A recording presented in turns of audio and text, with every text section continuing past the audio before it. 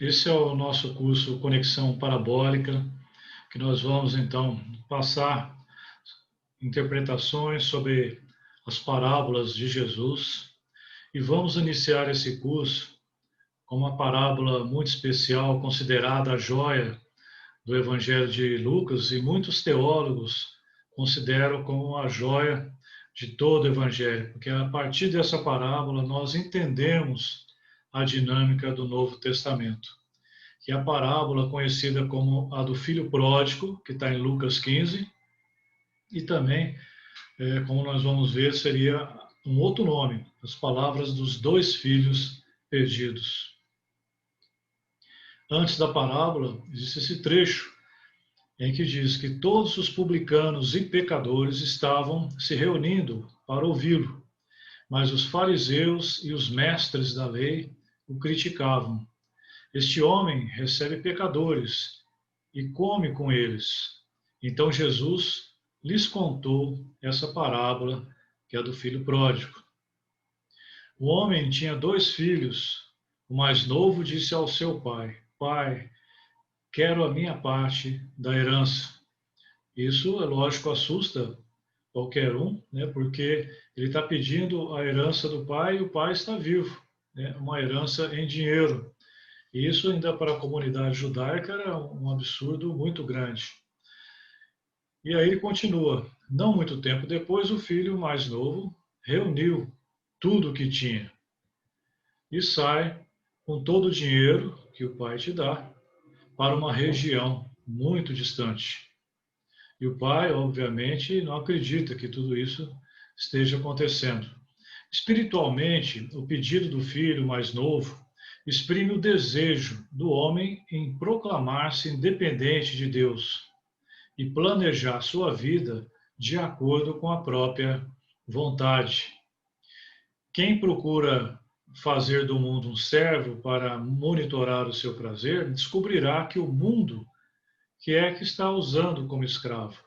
Ou seja, as pessoas saem para o mundo tentando fazer que o mundo ofereça para elas o prazer, mas no final das contas ela torna-se escravo do sistema do mundo. Obviamente, quando estamos com dinheiro e poder, aparecem muitos amigos. E lá, o filho mais novo desperdiçou os seus bens vivendo irresponsavelmente. Depois de ter gasto tudo, houve uma grande fome em toda aquela região e ele começou a passar necessidade, começou a pedir dinheiro. Mas os amigos, obviamente, depois que ele perdeu o dinheiro, os amigos foram embora. E ele fica numa situação bem crítica, porque perdeu tudo que tinha e foi acabar arrumando um emprego como criador de porcos. Então diz a parábola que por isso foi empregar-se com um dos cidadãos daquela região, que o mandou para o seu campo a fim de cuidar de porcos. Lembrando que para os judeus os porcos eram considerados animais impuros. Então provavelmente esse filho mais novo ele estava numa região fora, em outro país que não na região do território judaico. Ele desejava encher o estômago com as vagens de alfarrobeira que os porcos comiam, mas ninguém lhe dava nada. Então esse filho ele chegou numa situação do fundo do poço, ou seja, estava junto com os porcos, que eram animais na religião dele totalmente impuros, e ele estava comendo a mesma comida dos porcos. A partir de então, ele tem um insight. Esse versículo é de extrema significância, porque diz assim: caindo em si, ele disse: Quantos empregados de meu pai têm comida de sobra, e eu aqui morrendo de fome? Esse caindo em si é quando a pessoa tem realmente um insight, um despertar, é onde ela dá o clique. Então, a decisão de levantar-se e voltar para a casa do pai significa que, teologicamente, ele estava morto e volta para a vida. que a gente considera isso como uma ressurreição espiritual. Então diz a palavra: eu me porei a caminho e voltarei para o meu pai. E lhe direi: Pai, pequei contra o céu e contra ti. Não sou mais digno de ser chamado teu filho. Trata-me como um dos teus empregados. Então, tudo isso ele estava decorando na sua cabeça, voltando em direção ao pai, para ver qual é o discurso que ele ia falar para o pai. Veja, ele estava dizendo que ele já tinha, que ele pecou contra o céu e que não seria mais digno de ser o filho. Então ele estava voltando, admitindo ser como se fosse um funcionário do pai, que pelo menos os funcionários do pai tinham aonde dormir e o que comer. A seguir levantou-se e foi para o seu pai. Estando ainda longe, o seu pai o viu. Então o pai dele o avistou, que ele estava voltando. E assim Deus conosco. Deus receberá o arrependido com alegria. E ao invés de jogar contra ele as suas culpas, ele vai honrá-lo com bênçãos. E cheio de compaixão, correu para o seu filho e o abraçou e beijou. Veja, o pai, que aí significa Deus, ele nem deixa o menino falar e se justificar. Ele corre em direção ao menino, abraça e beija e o acolhe, mostrando a infinita misericórdia de Deus, esse amor de Deus incondicional. E continuando a palavra, o filho lhe disse: Pai, pequei contra o céu e contra ti. Não sou mais digno de ser chamado teu filho. Mas o pai nem ouviu. O pai disse aos seus servos: Depressa, tragam a melhor roupa e vistam nele. Coloquem um anel em seu dedo e calçados em seus pés. Então veja, o pai recebe com maior honra esse filho, coloca nele uma roupa nova, uma sandália e um anel. E o que ele faz? Ele tragam um novilho gordo e matem-no. Vamos fazer uma festa e comemorar. Pois este meu filho estava morto e voltou à vida, estava perdido e foi achado. E começaram a festejar. Naquela região, você matar um novilho significa você fazer um churrasco para a comunidade toda. Esse filho, na cultura judaica, seria amaldiçoado. Um filho que fez isso, pediu dinheiro do pai, o pai em vida ir embora, ele se esse menino retornasse à comunidade de uma maneira irregular, ele seria apedrejado. Mas o pai faz uma recepção para esse filho e como uma apresentação desse menino novamente para a comunidade. Ele faz um churrasco para a comunidade toda, né? Enquanto isso, o filho mais velho estava no campo. Quando se aproximou da casa, ouviu a música e a dança. Então chamou um dos servos e perguntou-lhe o que estava acontecendo. E este lhe respondeu: Seu irmão voltou, e seu pai matou um novilho gordo, porque o recebeu de volta, são e salvo. E o que acontece? O filho mais velho encheu-se de ira e não quis entrar. Então seu pai saiu e insistiu com ele. Está lá o pai pedindo encarecidamente para o filho mais velho participar da festa da acolhida do seu irmão mais novo. E olha o que acontece. O filho mais velho fala o seguinte para o pai dele: Mas ele respondeu ao seu pai: Olha, todos esses anos eu tenho trabalhado como um escravo ao teu serviço e nunca desobedeci às tuas ordens. Mas tu nunca me deste nem um cabrito para eu festejar com meus amigos. Mas quando volta para casa este seu filho, veja, esse filho mais velho já se refere ao irmão dele não como irmão, mas como esse seu filho, falando assim para o pai, que esbanjou os teus bens com as prostitutas. Você pega e mata um novilho gordo para ele. Então, realmente, aí disse o pai para ele: Meu filho, você está sempre comigo e tudo que eu tenho é seu. Mas nós tínhamos que comemorar e alegrarmos, porque esse seu irmão estava morto e voltou à vida, estava perdido e foi achado.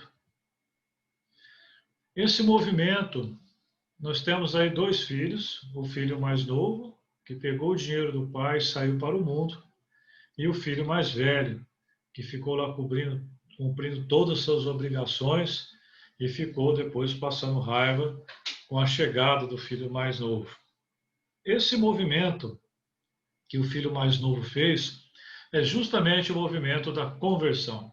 Você vê, ele sai para o mundo, sai em busca dos prazeres, para satisfazer os seus desejos, aí ele perde tudo, vai para o fundo do poço, chega até morar com os porcos no chiqueiro, e aí ele decide, ou seja, aquele momento que ele fala caindo em si, então ele decide retornar ao Pai.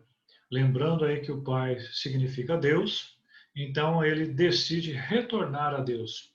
Esse movimento do retorno do ser humano que está perdido no mundo e de volta para Deus é o fenômeno da conversão. Daí o nome da conversão, esse giro que a pessoa faz, um giro de 180 graus, e na cultura judaica é chamado de Teshuvah, que é o retorno do homem a Deus, e no cristianismo de metanoia, né? Então, quem está no mundo está seguindo a própria vontade. Quando ele volta para Deus, ele começa a seguir a vontade de Deus. Para a humanidade, existem dois caminhos básicos para encontrar a felicidade e a realização. O primeiro caminho é o caminho do autoconhecimento, que é o caminho do filho mais novo. Esse pessoal que decide por esse caminho, um caminho que eu vou seguir a meu ego, vou seguir a mim mesmo e não a Deus, esse pessoal, eles dizem assim, que as pessoas religiosas, que são fanáticas e de mente fechada, eles que são um problema para a humanidade e para o mundo.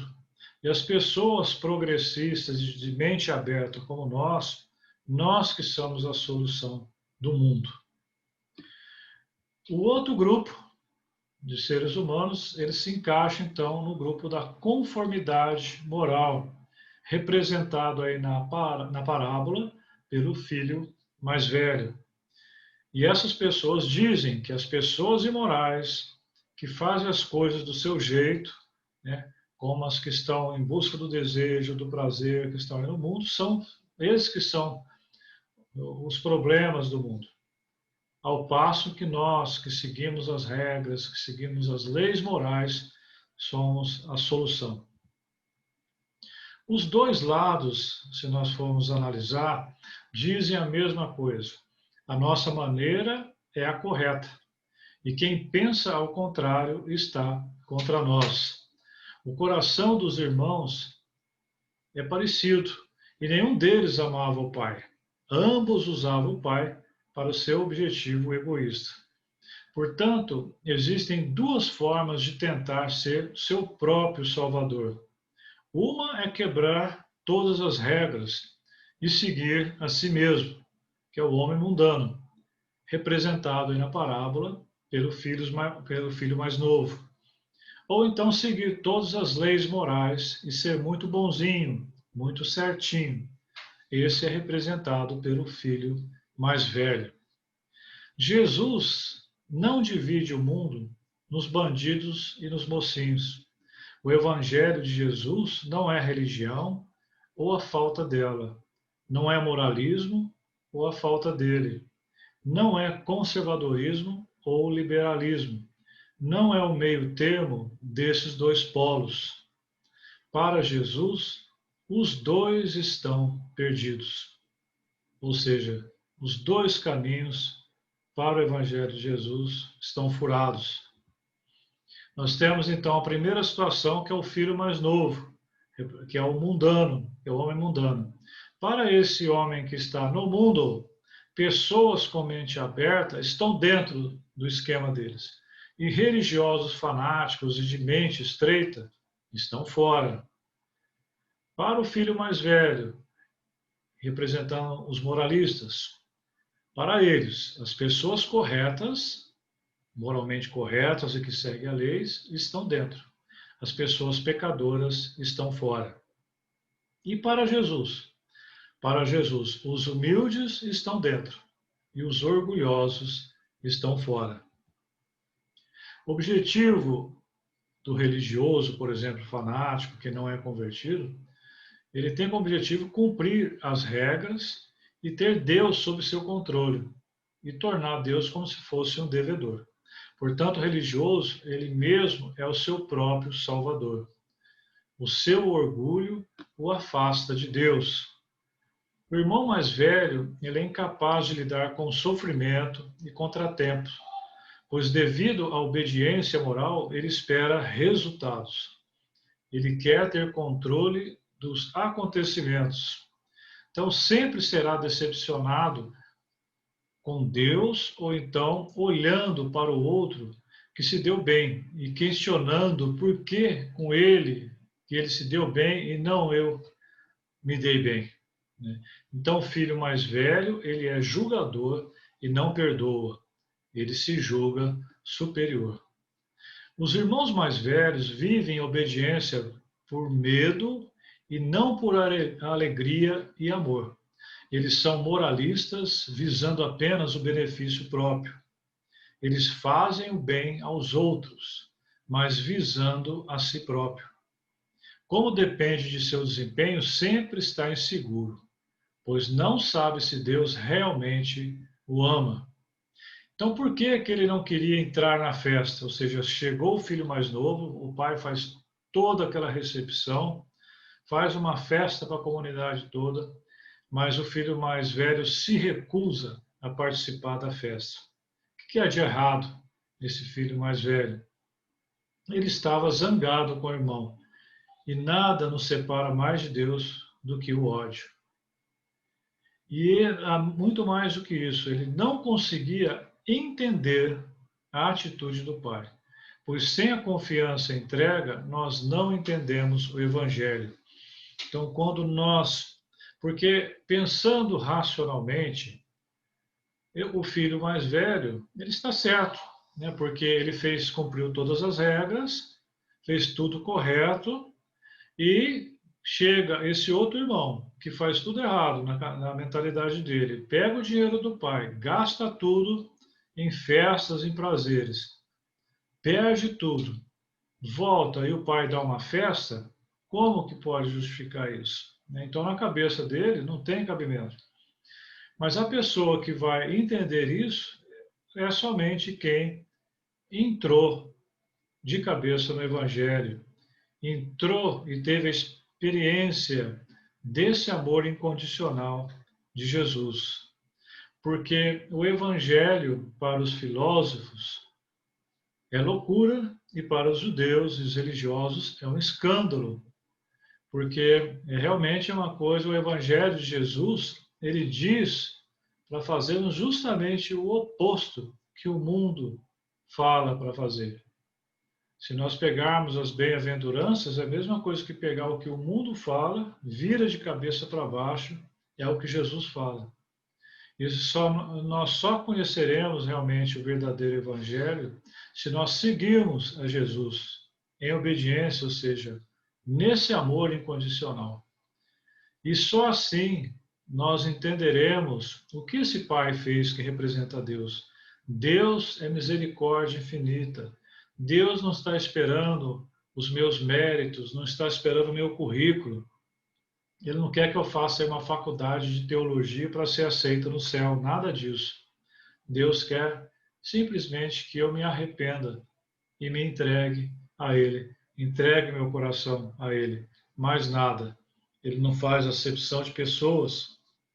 Então, o que é interessante nesse filho mais velho, que ele representa aí o religioso que segue as leis, as regras, os mandamentos, é que essa pessoa que não que é religiosa, mas não é verdadeiramente convertida a Jesus e que segue essas regras, e o moralista para a sociedade, ele consegue enganar toda a religião e a sociedade. Por quê? porque ele está cumprindo todas as regras. Se ele está cumprindo todas as regras, para a população está tudo correto com ele. Mas ele não resolve o problema interno dele. Então, o moralismo, ele não resolve a ira, a preguiça, a vaidade, a inveja, a luxúria, a avareza, a ganância. O moralismo não resolve o egoísmo. Então, o moralismo, ele não dá uma cura interior. Então, eu posso ser uma pessoa muito bem vista pela sociedade, muito bem vista pela religião, mas eu estou doente por dentro.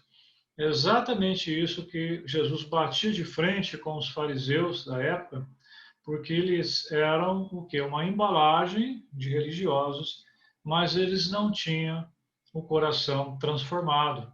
Por isso que eles chamavam de hipócritas, ou seja, era uma máscara para a sociedade ver, mas por dentro eles não tinham o coração transformado.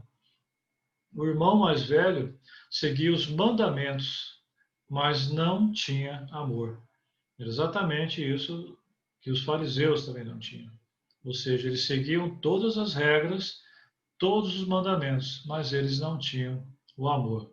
O apóstolo Paulo, na primeira carta aos Coríntios, capítulo 13, a carta inteira, esse capítulo inteiro é sobre o amor.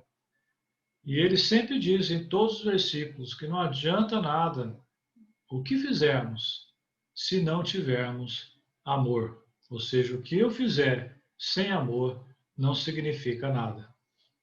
Sempre queremos, na verdade, voltar para casa, mas a casa verdadeira é na presença do Pai Celestial, de quem fugimos. O ser humano, ele vive aí tentando fugir de Deus, né, fugir do Pai, como foi o filho mais novo.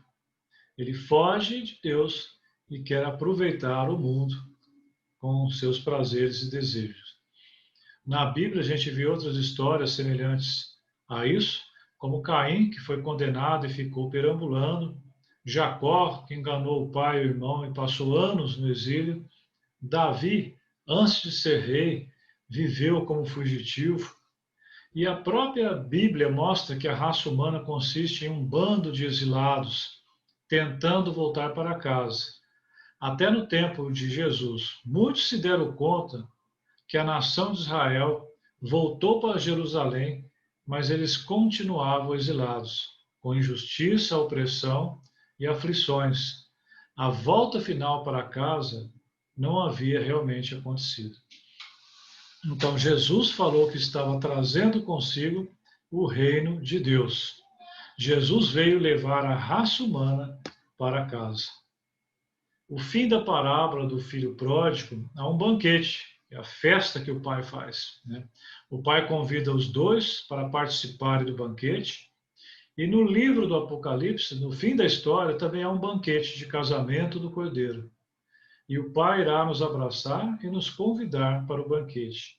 O banquete está sempre relacionado a uma festa, a uma alegria, uma festa no céu. Jesus, quando ele passou aqui entre nós, ele também vivia comemorando e ele vivia participando de jantares, de almoço. Até a fama dele para os fariseus era de comilão e beberrão.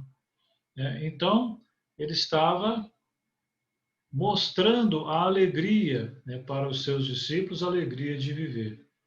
E essa festa e esse banquete sempre está relacionado à festa do céu, ao paraíso. Um filósofo cristão, Søren Kierkegaard, que é dinamarquês, ele é considerado o primeiro filósofo existencialista, é um existencialista cristão, e grande parte do trabalho dele trata do amor cristão. Existe um livro interessante, o Timothy Keller, em que ele diz, esse livro é sobre o Deus pródigo, fala muito sobre essa palavra, sobre o que nós estamos conversando aqui. E sobre esses dois filhos da parábola. Esses dois filhos da parábola somos nós. Então, de acordo com o filósofo Kierkegaard, nós temos dois tipos de seres humanos, tradicionalmente. O primeiro, representado pelo filho mais novo, entregue aos prazeres e sensações. Vive como se Deus não existisse. E o segundo grupo é aquelas pessoas que seguem o moralismo, seguem as regras, cheios de obrigações, e na verdade ela torna-se escravo de todas essas regras e obrigações, representado aí, nesse caso, pelo filho mais velho. Então, Kierkegaard fala que nós temos o ser humano dois estados, né? O primeiro estado estético, né? O tipo de ser humano chamado estético. Esse ser humano, a estética aí não vem tanto de estética de beleza, e sim da palavra estese, que significa do grego as sensações. Então, esse indivíduo é o que busca o prazer e a satisfação dos seus desejos. Esse é o ser humano em estado estético, segundo Kierkegaard. E o outro grupo é o ser humano em estado ético. Esse ser humano ele é sujeito às normas e regras de moral e controle dos prazeres. Então, ele torna-se um escravo dessas convenções e regras. Então, como nós vimos, esses dois seres, espiritualmente falando, eles estão perdidos. Então, Kierkegaard fala que existe um terceiro caminho, que é a via do Evangelho, que é um caminho do estado religioso espiritual, que é um salto, um pulo que nós damos, que é o salto da fé, sem qualquer garantia. É um salto para o infinito. Quando nós pulamos para esse infinito, que é a realidade de Jesus, apesar de ser uma coisa que nós não sabemos o que vai acontecer, mas nós pulamos para esse infinito, e quando nós caímos nesse infinito, os nossos pés caem em cima da rocha, significando Jesus. Estaremos muito seguros, porque Ele estará junto de nós e sendo a base de sustentação de nossa vida. Kierkegaard estudou a fé e ele resolveu estudar a fé justamente com o pai da fé. O pai Abraão é o pai da fé tanto para o cristianismo, para o judaísmo e para o islamismo. E Kierkegaard nos convida a olharmos Abraão sobre uma outra perspectiva, a perspectiva de um indivíduo diante do absurdo. A fé de Abraão, que quase sacrificou Isaac, seu filho, é uma fé de entrega total à vontade de Deus. Então, essa entrega de Abraão é o que torna a figura mais fascinante da história universal. Então, o salto da fé, a proposta de Kierkegaard, é que rompe os limites do estado estético e ético do ser humano. Para sairmos dessas duas situações, que são os dois caminhos que o ser humano utiliza, e os dois estão perdidos, é preciso dar o salto, pular em direção a Cristo. E aí, quando nós pulamos, nós descobrimos que Deus não é um Deus rival, não é um Deus vingativo, não é um Deus que nos castiga, nada disso. É um Deus de infinito amor e misericórdia. E quando nós damos esse salto da fé, nós também descobrimos uma outra coisa extremamente essencial, que é o sentido da vida.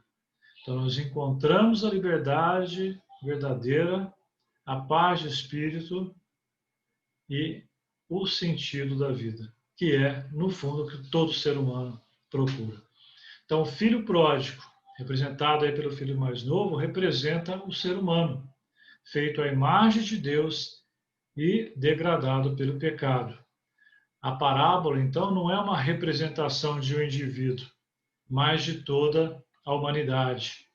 O filho mais velho deveria ter ido buscar o irmão mais novo, mas ele não foi. Obviamente, se esse filho foi embora, não voltava mais, não dava notícia, alguém tinha que buscá-lo. Quem que poderia buscá-lo? O irmão mais velho, mas ele não foi. E aí vem a pergunta: quem é o nosso irmão mais velho? O nosso irmão mais velho. O nosso irmão mais velho é Jesus, porque Cristo, o irmão mais velho, também partiu para uma terra distante para buscar e salvar o que se havia perdido. Cristo vem nos salvar, como se fosse o irmão mais velho vindo nos procurar, e nós aqui fazendo o papel de irmão mais novo, perdidos no mundo, né? Ele vem nos resgatar para nos levar de volta ao Pai. Então, Cristo veio restaurar a humanidade a Deus. Então, Ele que vai fazer esse movimento de nos resgatar de volta para o Pai, para Deus. Que Deus nos abençoe com a graça de entrarmos nesse terceiro caminho, o do Evangelho, da verdade e da vida. Um grande abraço no coração.